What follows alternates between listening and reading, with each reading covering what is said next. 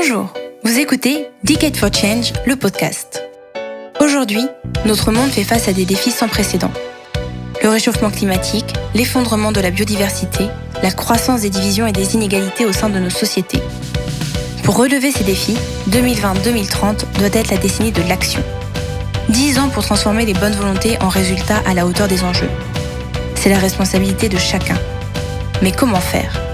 Decade for Change, le podcast, part à la rencontre de celles et ceux qui ne se contentent pas du diagnostic et des déclarations d'intention.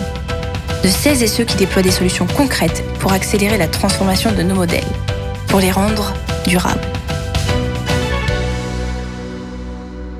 Aujourd'hui, Charles Nicolas reçoit Anne Lemort, la cofondatrice du mouvement Chefs for the Planet.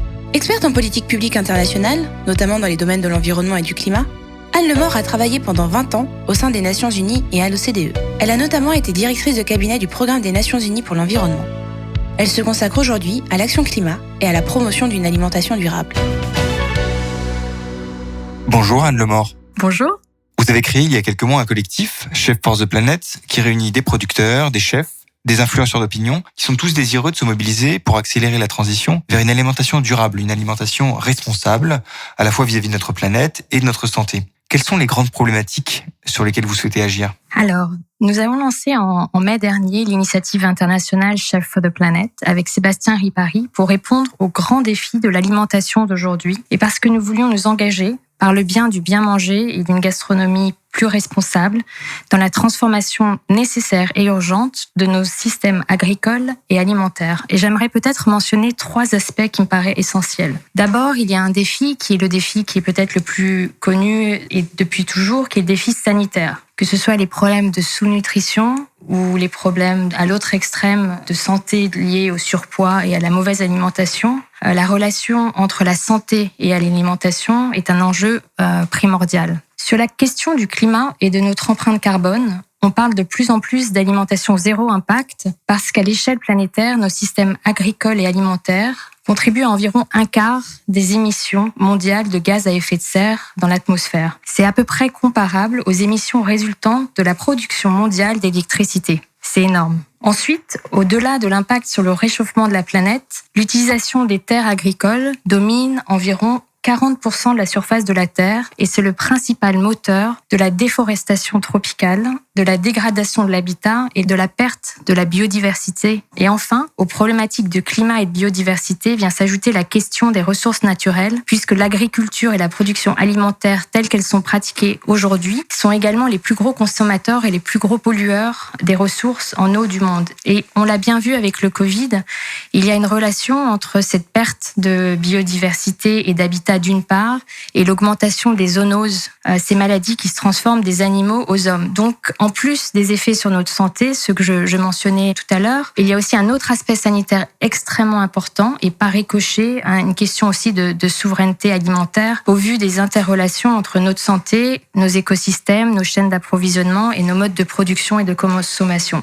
Et pour finir, peut-être j'aimerais juste mentionner aussi la problématique sociale, puisque dans ce contexte où nos systèmes agricoles et alimentaires majoritairement intensifs ont des conséquences dramatiques sur le climat et la biodiversité et sur nos ressources naturelles, notamment en eau, et dans un contexte où il faudra nourrir 10 milliards de personnes dans le monde en 2050, il faut aussi assurer bien entendu une alimentation saine et durable qui soit accessible au plus grand nombre. Et alors, quel rôle les chefs et les acteurs mobilisés au sein de Chefs for the Planet peuvent-ils jouer dans ce processus de transformation de nos modes d'alimentation ? Est-ce qu'il s'agit de former les dirigeants d'entreprise ? Est-ce qu'il s'agit de les aider à intégrer l'innovation au sein de leurs activités ? Est-ce qu'ils sont en mesure d'insuffler de nouvelles habitudes de consommation ? Quels sont leurs leviers d'action ? Quels sont vos leviers d'action ?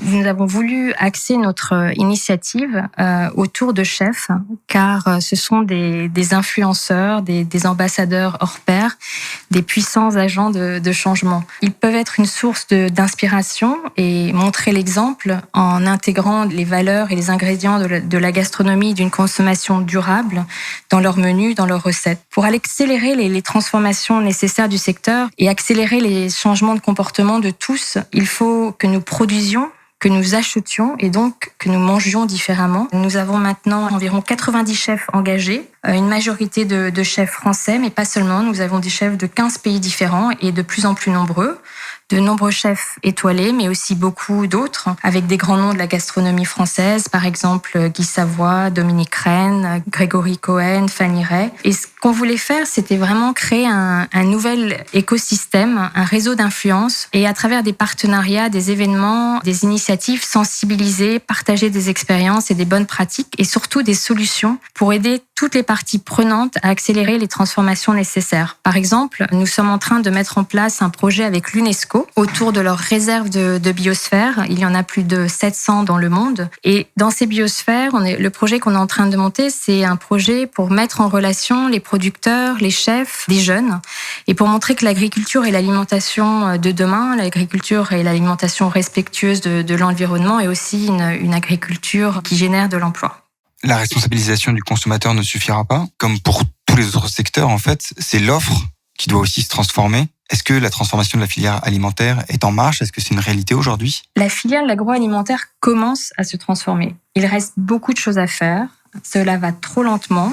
Mais les agriculteurs, les grands groupes de l'agroalimentaire, les marchés du gros comme Rungis, prennent conscience de plus en plus des grands enjeux sanitaires, environnementaux et sociaux. Ils en prennent conscience et commencent à transformer leur business model, pas seulement par pur altruisme et engagement sociétal, mais aussi pour répondre aux nouveaux comportements et aux nouvelles attentes des consommateurs, notamment des plus jeunes, les nouvelles générations. Et ces groupes savent bien que s'ils ne se transforment pas, ils ne pourront pas à terme générer du business et continuer à se développer. Il y a aussi beaucoup d'innovations, des startups, dans l'agritech, la foodtech, des petites et des moyennes entreprises qui ont pour raison d'être une alimentation plus saine, moins transformée, et celles aussi qui travaillent sur la problématique des invendus et du gaspillage alimentaire.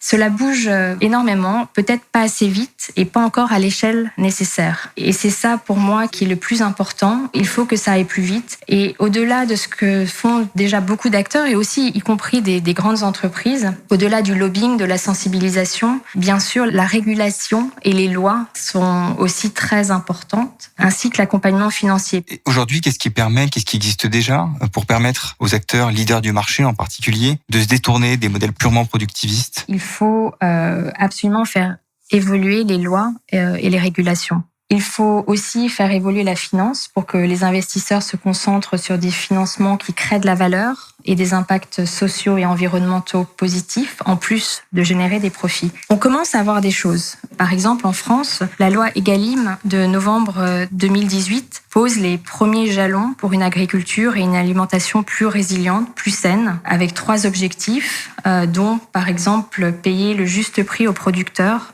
pour permettre de vivre dignement de leur travail. À l'Assemblée nationale, il y a également un collectif de députés de tous bords qui se sont mis ensemble pour promouvoir le manger durable autour de Mounir Majoubi et Samantha Casbonne. Et l'alimentation est aussi au cœur des propositions de la Convention citoyenne pour le climat. De la même manière, au niveau européen, dans le cadre du Pacte vert de l'Europe, le Green Deal, la Commission européenne a publié une nouvelle stratégie en mai dernier qui s'appelle « De la ferme à la table » pour promouvoir un système agricole et alimentaire plus durable. L'année prochaine, le secrétaire général des Nations Unies va aussi organiser un grand sommet de haut niveau sur la transformation des systèmes alimentaires. Donc, encore une fois, je pense que ça va un peu lentement et que l'échelle n'est pas encore la bonne, mais en même temps, il y a quand même beaucoup d'initiatives en cours. Un autre outil dont les entreprises peuvent se saisir pour aller dans cette voie-là, ce sont les objectifs du développement durable de l'ONU. Et il y en a un qui propose d'éliminer la faim, d'assurer la sécurité alimentaire. Est-ce que vous constatez aujourd'hui que cet objectif intègre réellement la stratégie des entreprises les plus concernées? Comme mentionné, je pense que vraiment, et c'est ce que j'observe, de plus en plus d'entreprises s'emparent vraiment de ces sujets et je pense que la crise du Covid accélère encore plus cette prise de conscience sur les relations profondes entre une alimentation responsable et durable et notre santé, et au-delà de notre santé, même de notre sécurité, au sens primaire du terme, parce que sans eau, sans nourriture, clairement, nous ne pouvons pas survivre. Et il y a vraiment de plus en plus de start-up dédiées à ces sujets, comme par exemple les applis anti-gaspi, Phoenix ou Too Good To Go, les initiatives autour du vrac, les coopératives ou les entreprises qui proposent des produits frais, locaux, en circuit court, les AMAP par exemple, ou tout le réseau de la ruche qui dit oui. Il y a aussi des petites et moyennes entreprises sociales qui travaillent sur l'alimentation de demain, c'est-à-dire une alimentation clairement plus végétale, avec des protéines notamment végétales. Ces entreprises se sont mises dans un collectif qui s'appelle Pour nourrir demain, et c'est très intéressant de voir qu'il y a vraiment de nombreuses petites entreprises qui mettent en lumière, grâce à l'innovation, de nouveaux produits. Donc, même si l'évolution des modes de production et des pratiques peuvent paraître à beaucoup trop lentes et trop peu ambitieuses, je pense vraiment que les tendances sont là et ce mouvement, je pense, ne va que s'amplifier. On le voit très bien, par exemple, sur les financements qui vont à l'agritech et à la foodtech. Et je regarde et je suis de près, en général, ce qui se passe aux États-Unis, notamment sur la côte ouest, en Californie. Et clairement, les investissements vont dans ce sens. Non seulement parce que maintenant, il y a un consensus scientifique, mais également parce qu'il y a une véritable pression et prise de conscience, notamment chez les consommateurs les plus jeunes. Cette prise de conscience, est-ce qu'elle est durable? Pendant le confinement, mieux manger, manger local, manger sain, c'était de vrais leitmotifs collectifs, c'était des mots d'ordre pour le monde d'après. Est-ce que cet élan existe encore? Je le pense. Et je pense même que c'est un mouvement qui va s'accélérer. Et c'est pour ça que nous voulions créer cette initiative Chef for the Planet pour essayer de capitaliser sur cet élan et à travers l'inspiration que les chefs peuvent susciter. Et pour revenir à ce que je disais sur les questions de l'importance de la sensibilisation, de l'éducation, de la formation, des labels aussi qui peuvent aider les consommateurs dans leur choix. Je pense que si on se met tous ensemble, les pouvoirs publics, les collectivités locales, les ONG bien sûr pour nous rappeler un peu à l'ordre et maintenir une pression, les scientifiques pour continuer à nous éclairer sur ces sujets, les entreprises, les consommateurs et les investisseurs. Ensemble, nous pouvons vraiment continuer cette transformation qui est en cours. Merci Anne Lemort. Merci.